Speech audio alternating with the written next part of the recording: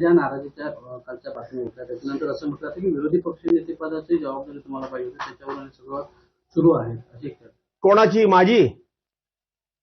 महाराष्ट्र इतका आंधळा नाही, महाराष्ट्र इतका मुका नाही आणि महाराष्ट्र इतका भैरा सुद्धा नाही. आणि भास्कर जाधवनी याच्यापूर्वी सुद्धा कुठल्याही पदाकरता कुठल्याही गोष्टी करता अशा पद्धतीची नाटकबाजी कधी केलेली नाही, ड्रामाबाजी मी कधी केलेली नाही, मी करत नाही, मी करणार नाही. आठवा ते गेल्याच अधिवेशनमध्ये आताचं अधिवेशन झालं तिथं आपली घटना स्वीकारल्याला 75 वर्ष पूर्ण झाली. त्या संदर्भामध्ये डॉक्टर बाबासाहेब आंबेडकरांच्या घटनेबद्दल 53 मिनिटाचं माझं सभागृहात भाषण झालं.